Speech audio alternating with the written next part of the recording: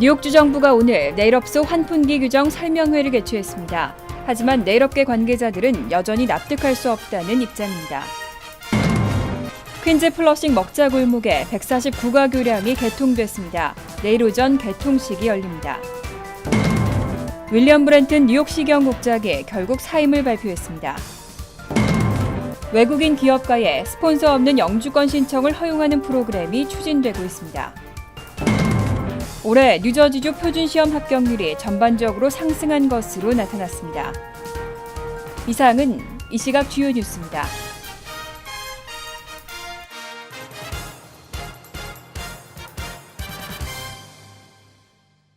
여러분 안녕하십니까? KBN 뉴스입니다. 뉴욕주 정부가 오늘 네일업소 환풍기 규정 설명회를 개최했습니다. 하지만 설명회에 참석한 네일업계 관계자들은 여전히 납득할 수 없다는 입장을 보였습니다. 네일업계는 예정대로 오는 8일 대규모 집회를 추진할 계획입니다. 이보연 기자가 보도합니다. 뉴욕주 정부가 오늘 오전 플러싱 대동연회장에서 네일업소 환풍기 규정 설명회를 개최했습니다. 뉴욕주는 지난 22일 공개한 환풍기 설치 기준을 참석한 네일업주들에게 상세히 설명하고 현장의 의견을 수렴했습니다. 환풍기 규정은 신규 네일살롱의 경우는 오는 10월 3일부터 업소 내에 반드시 환풍기를 갖춰야 하며 기존 업체들은 5년 후인 2021년 10월 3일까지 환풍기를 구비할 것을 의무화하는 내용입니다. 뉴욕 한일 네일협회 이상호 회장은 뉴욕주 정부 측의 설명은 납득할 수 없으며 환풍기 규정은 업계를 위축시키는 규제에 불과하다는 기존의 입장을 다시금 강조했습니다. 이 공기 환기 시스템에 대해서는 일단 저희 협회에서는 반대 입장을 보이고 있습니다. 오늘 설명회는 언론 출입이 통제된 가운데 비공개로 진행됐습니다. 비공개로 진행하는 이유로 오늘 설명회는 업주나 업계 관계자들과의 소통이 목적이기 때문에 통제했다는 다소 어이없는 답변을 내놓았습니다. Where we could speak to the business owners, speak to the Korean Nail Salon Association. 뉴욕주는 이번 환풍기 규정에 대한 의견 수렴을 오는 10일로 마칠 예정이며 뉴욕 한일 네일협회와 중국계 업주들은 8월 8일 월요일 대규모 집회를 계획하고 있습니다. KBN 뉴스 이보현입니다. 퀸즈 플러싱 먹자 골목의 149가 교량이 드디어 최종 안전 점검을 마쳤습니다. 차량 통행이 제한된 지 무려 6년 반 만에 차량과 보행자 통행이 허용됐습니다. 뉴욕시 교통국은 내일 오전 11시 개통식을 가질 계획입니다. 최근 루즈벨트 애비뉴와 41번가 구간에 149가 롱아일랜드 레일로드 교량 공사가 마무리되면서 보행자 통행이 허용된 가운데 뉴욕시 교통국이 2일 차량 통행을 위한 최종 안전점검을 실시했습니다.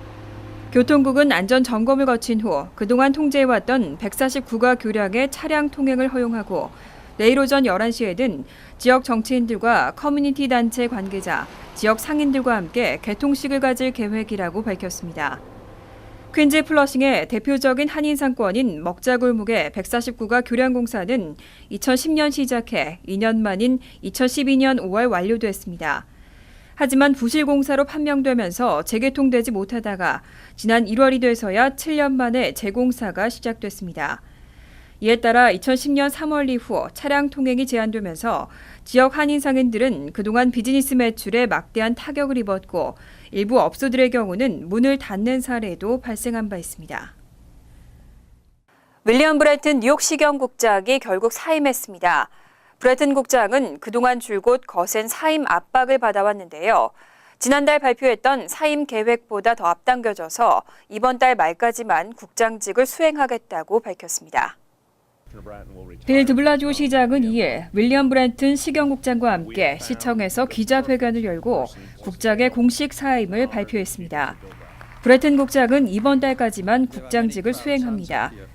브랜튼 국장은 이미 지난달 언론과의 인터뷰에서 드블라지오 시장이 내년 재선에 성공하더라도 그의 첫 임기 기간 동안에만 시경 국장직을 수행하겠다고 밝힌 바 있습니다. 하지만 원래 계획보다 더 앞당겨 사임을 발표했습니다. 브랜튼 국장은 그동안 경찰의 비무장 흑인 주민 사살과 과잉 제압 사건 등이 잇따라 발생하면서 거센 사임 압박을 받아왔습니다. 하지만 사임 이유와 관련해 뉴욕시경 같은 큰 조직을 이끄는 책임자로서 커뮤니티의 비난이나 지적은 언제나 감수해야 하는 요소라며 사임 결심은 지극히 개인적인 이유라고 설명했습니다. 드블라주 시장은 이날 차기 시경국장으로 제임스 오닐 시경 치안 총감을 임명했습니다. 오닐 치안 총감은 커뮤니티 폴리싱 정책으로 경찰과 시민 사이 갈등 해소에 기여했다는 평가를 받고 있습니다. 빌 드블라지오 시장은 선거자금 의혹 등 논란에도 지난 5월 재선 의지를 밝혔죠. 뉴욕시 유권자들을 대상으로 차기 시장 지지율에 대한 설문조사가 진행됐습니다. 그 결과 드블라지오 시장은 43%의 지지율을 얻었습니다. 퀴니피악 대는 지난 7월 21일부터 28일까지 1,310명의 뉴욕시 유권자들 대상으로 차기 시장 지지율 설문조사를 진행했습니다.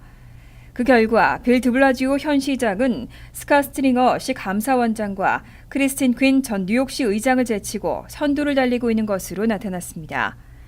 하지만 드블라지오 시장이 제 역할을 해왔는가라는 질문에 대한 응답에는 절반 이상이 동의하지 않았습니다. 만약 오늘 시장 선거를 한다면 드블라지오, 퀸, 스트링어 중 누구를 뽑을 것인가라는 질문에 드블라지오 시장은 43%로 1위, 2위는 퀸이 19%, 3위는 스트링어 16% 순으로 나타났습니다. 드블라지오 시장만을 놓고 봤을 때는 재선이 탐탁치 않지만 스트링어와 퀸을 함께 놓고 봤을 때 셋 중에는 드블라지오 시장이 낫다는 의미로 해석됩니다. 오스틴 피난 시장실 대변인은 범죄 감소와 무난한 경제 상황, 서민주택 건설 증가와 무상 유아교육, 고교 졸업률 증가 등이 드블라지오 시장이 이룩한 성과들이라고 밝혔습니다. 외국인 사업가의 미국 내 창업이 한층 수월해질 것으로 보입니다. 외국인들에게도 스폰서 없는 영주권 신청을 허용하는 프로그램이 추진되고 있습니다. 이민서비스국은 1일 백악관 예산관리국에 사업가를 위한 체류 혜택 프로그램의 최종 승인을 요청했습니다. 이 프로그램이 시행되면 외국인 창업가들에게도 스폰서 없는 영주권 신청이 허용됩니다. 스폰서 없는 영주권 신청은 국가 이익에 필수적인 사람들에게 주어지는데 이 자격을 해외 기업가들에게 대폭 확대 적용하고 고용 의사 확인이나 노동 승인서 발급 과정을 거치지 않고도 영주권 신청이 가능하도록 하자는 취지입니다. 이와 유사한 프로그램인 투자이민은 $50만 또는 $100만 투자하는 외국 기업가들에게 영주권 취득을 가능하게 해주지만 원 투자자에 대한 심사가 까다롭고 사업 진출 후 일정 정도의 일자리를 창출해야 하는 조건이 적용됩니다. 반면 이번에 신설될 프로그램은 창업 투자 액수가 정해져 있지 않고 사업가 본인이 원 투자자로 참여해도 무방하며 조건부 영주권을 거치지 않고 장기 체류 영주권 취득이 가능합니다. 올해 뉴저지주 표준시험 합격률이 전반적으로 상승한 것으로 나타났습니다. 거부율이 줄고 응시자도 늘면서 새로운 표준시험이 자리를 잡고 있다는 평가가 나왔습니다. 이일 크리스 크리스티 뉴저지 주지사는 올해 표준시험 결과 모든 학년에서 성적 향상이 있었다며 시험 거부 움직임도 줄고 응시자도 늘었다고 밝혔습니다. 실제로 주 교육국이 발표한 합격률 결과에 따르면 영어 시험의 경우 3에서 11학년 모두 전년 대비 합격률이 상승했습니다.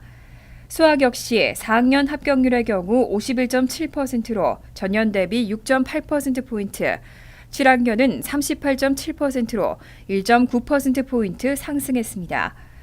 또 시험 응시자 역시 늘었습니다. 올해 영어 시험을 치른 3에서 11학년 학생은 총 76만 9,822명으로 전년 대비 5만 6,542명 증가했고 수학은 총 응시자 74만 5,118명으로 6만 5,575명이 늘었습니다. 크리스티 주지사는 지난해 처음 도입된 새 표준시험이 자리를 잡고 있다며 학생들의 학업 능력 향상에도 도움을 주고 있다고 강조했습니다. 한편 주지사의 발표는 오늘 주교육위원회에 2021년 고교 졸업생 대상 졸업자격 요건의 심의를 앞두고 발표됐습니다. 2021년부터는 표준시험 성적만 졸업 자격으로 인정하는 방안이 고려되고 있지만 반대 여론이 적지 않은 상황입니다. 뉴저지주 학자금 융자 상환 제도는 과도한 규정으로 연일 도마 위에 오르고 있습니다. 언론들의 비난이 갈수록 거세지면서 주의회가 실태 조사에 착수했습니다. 대대적 개혁이 이루어질지 관심이 쏠리고 있습니다. 최근 뉴욕타임즈 등 주요 언론들은 죽음으로도 면제받지 못하는 학생 부채라는 제목으로 뉴저지 학자금 융자 제도의 문제점을 잇따라 보도했습니다. 이에 주상원 교육위원회와 감사위원회는 오는 8일 학자금 융자 관리기관인 고등교육지원국을 대상으로 청문회를 열고 실태 조사에 착수할 계획입니다. 학자금 융자 차용자가 사망해도 그 가족들에게 상환 부담이 고스란히 전가되는 등 주정부의 과도한 학자금 융자 규정은 연일 도마 위에 오르고 있습니다.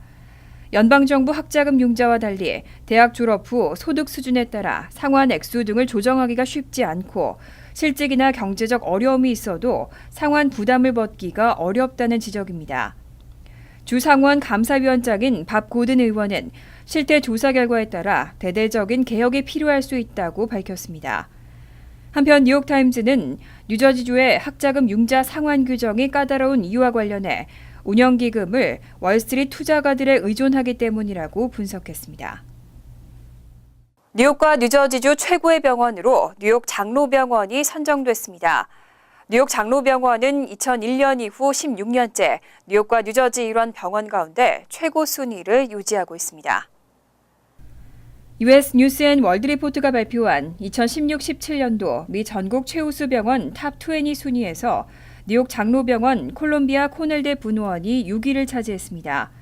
암, 신경과 등 16개 진료 과목에 대한 전국 순위와 소아, 성인병 치료 기술 등을 종합해 내린 이번 순위에서 뉴욕 장로병원은 뉴욕과 뉴저지주 병원 가운데 지난 2001년 이후 16년째 가장 높은 순위를 유지했습니다. 뉴욕 장로병원 다음으로는 뉴욕대 랭곤 메디컬 센터가 10위를 차지했고 맨하탄 소재 마운트 사이나이 병원이 15위에 올랐습니다. 하지만 뉴저지주 내 병원은 20위 안에 한 곳도 포함되지 못했습니다.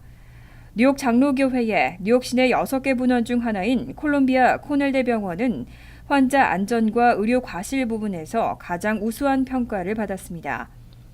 진료 과목별로는 류마티스 내과 부분에서 전국 2위, 심장과 부문에서 전국 3위로 높은 점수를 받았습니다. 한편 미네소타주 로체스터에 있는 마요 클리닉은 비뇨기과, 기도학, 당뇨병, 소화기 내과 등에서 모두 전국 1위를 차지하며 전국 최고의 병원으로 선정됐습니다.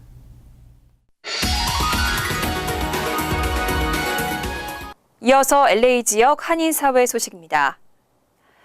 LA의 지하철 내 셀폰 서비스가 내년까지는 모든 이동통신사들을 대상으로 확대될 전망입니다. LA 메트로폴리탄 교통국 MTA는 현재 버라이즌과 스프린트 등을 제외한 다른 이동통신사들과 계약 체결이 진행 중이라며 내년까지 모든 사람들이 통신사에 상관없이 셀폰을 사용할 수 있도록 하겠다고 밝혔습니다.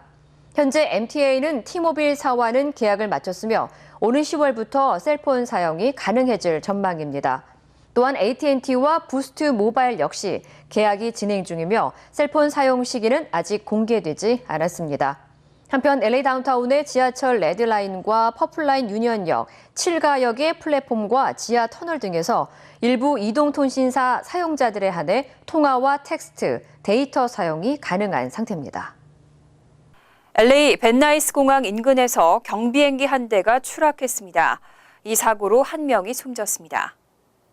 소방국에 따르면 LA 북쪽 벤나이스 비행장에서 이륙한 스포츠용 경비행기 한 대가 오늘 오후 1시 30분쯤 비행장 인근 웨스트 하트 스트릿에 추락해 비행기 조종사가 그 자리에서 숨졌습니다. 연방항공청은 사고 당시 연료 손실 등의 외부적 원인은 발견되지 않았다며 조종사가 연습 비행 중이었던 것으로 보아 무리하게 착륙을 시도한 것으로 추정된다고 밝혔습니다. 또 항공청에 따르면 추락 당시 비행기는 벽돌로 된 두 빌딩 사이에 끼어 크게 훼손됐으며 인근 고압 전선들이 땅에 흩어져 있는 상태입니다. 경찰은 현재 정확한 사고 원인을 조사 중이며 추가 인명 피해는 없다고 밝혔습니다. 월드리포트입니다. 중국의 대형 쇼핑센터가 고객 유치를 위해 아쿠아리움을 설치했다가 동물 학대 논란에 휩싸였습니다. 관람용으로 북극곰을 가둬놨는데요. 이 곰에게는 세상에서 가장 슬픈 북극곰이라는 별명도 붙었습니다.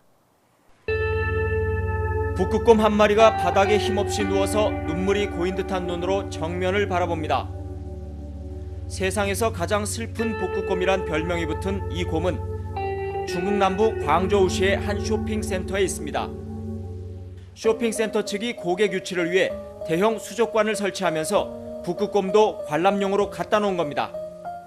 쇼핑센터 내부의 아쿠아리움에는 북극곰뿐만 아니라 흰고래 6마리, 바다코끼리 5마리, 그리고 북극여우와 수달까지 있는데 좁은 공간에 너무 많은 동물을 가둬놨다는 비난이 끊이질 않고 있습니다. 鱼群数量，这是应该是有科学依据的，而不是说我想展出什么东西，我想展出多少条给你们看见什么东西，我就把它放进来。 쇼핑객들이 셀카를 찍느라 북적이기 때문에 동물들은 온종일 플래시와 소음에 고스란히 노출되기도 합니다. 지구온난화의 영향으로 북극곰이 멸종 위기에 내몰리고 있다는 점도 아쿠아리움의 슬픈 북극곰에게 편안한 보금자리가 필요하다는 여론에 무게를 실어주고 있습니다.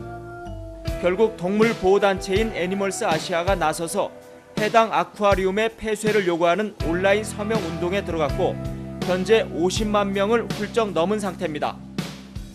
논란이 번지자 아쿠아리움 관계자는 애니멀스 아시아 측에 동물들에게 더 나은 환경을 제공하겠다고 밝혔지만 폐쇄 요구에는 응하지 않았습니다. 간추린 소식입니다. 차량 접촉 사고 후 상대방 운전자에게 보험증을 요구했다가 무차별 폭행으로 사망한 60대 중국계 노인 사건에 지역 정치인들이 가해자의 강력한 처벌을 촉구하고 있습니다. 그레이스맹 연방 하원 의원과 론킴 의원 등은 2일 기자회견을 열고 48세인 가해자가 68세인 피해자를 상대로 무차별 폭행을 저질러 사망하게 했다며 가해자를 살인죄로 기소하고 강력 처벌해야 한다고 강조했습니다. 지난달 퀸즈 플러싱의 바운 놀이터에서 어린이를 껴안는 이상 행동을 했던 60대 중국계 남성이 체포됐습니다.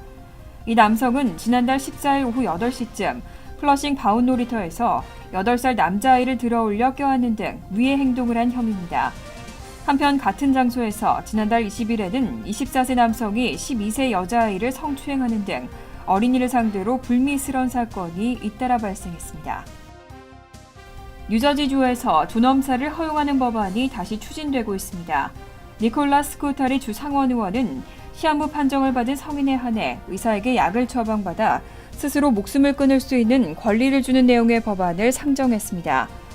환자는 담당 의사에게 존엄사를 요구한 뒤 15일 이후 증인 2명의 서명과 함께 신청서를 작성해야 합니다.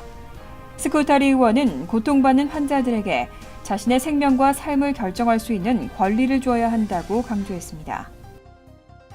스탠포드 대학에 재학 중인 19세 조슈아 브로더 군이 인공지능 변호사를 개발하고 웹사이트를 개설해 화제가 되고 있습니다.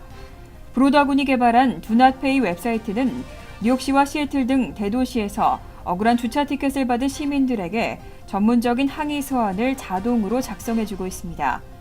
지난 9월 개설된 이 사이트를 통해 현재까지 16만 명이 티켓을 취소하는 데 성공한 것으로 나타났습니다. 다음은 시사 컬럼이 이어집니다.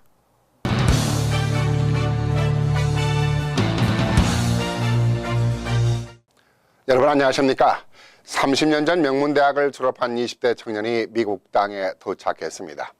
누구나 그러하듯이 더 나은 삶을 위해서 아메리칸 드림을 위해서 가족과 함께 미국 땅에 도착을 했습니다. 별다른 연고도 없고 경제적 여력도 충분하지 않았던 가족들은 언어와 문화의 장벽을 넘어가면서 청년의 가족은 뉴요커로서 이 땅에 뿌리를 내리기 위해 열심히 살았습니다. 그러나 청년이 바라본 한인 사회를 비롯해서 아시안들이 이 땅에서 평등하게 살아가기에는 너무나 많은 정치적, 행정적 차별들이 많다는 걸 느끼게 됩니다. 이러한 문제들을 해결하지 않고는 이민자들이 이 땅에서 동등한 대우를 받으면서 살아가기에는 힘들다는 사실을 실감하게 되면서 이민자들의 권리를 위한 민권운동에 뛰어듭니다. 나아가 이민자들의 정책을 효율적으로 이끌어내기 위해서 타민족 단체들과 연맹을 구성하는 리더십을 발휘하기도 했습니다.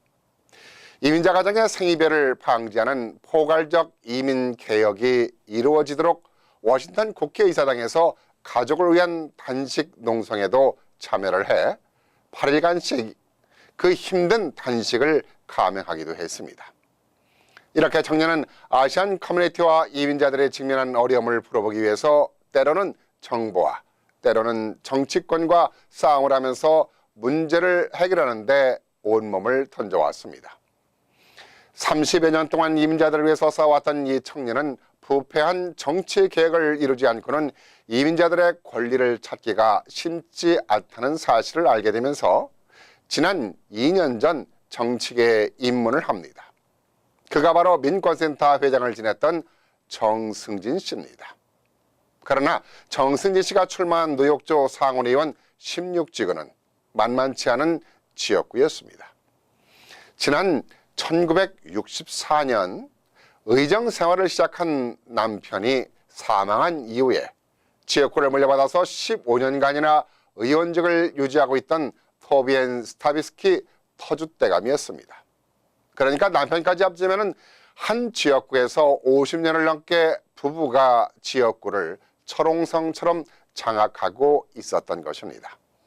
그러다 보니 그동안 어떤 후보도 토비 의원에 도전할 엄두를 내지 못했습니다만 정승진 후보가 도전장을 내밀었습니다.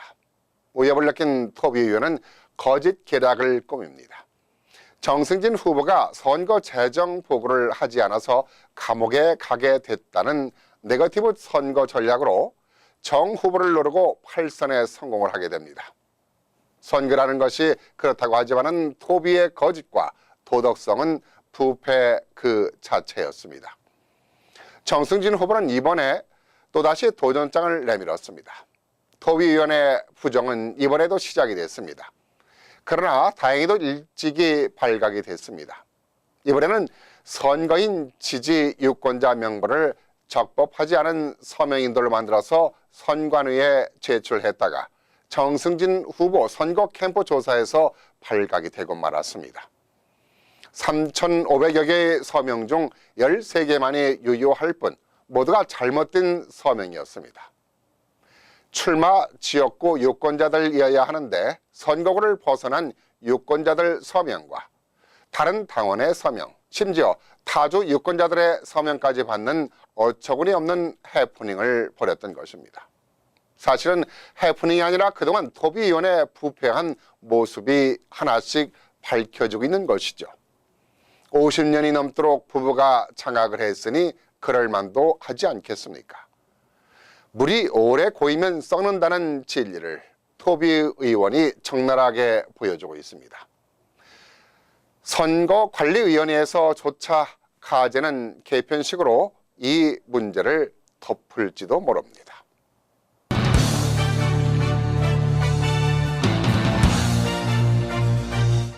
환율과 증권 소식입니다.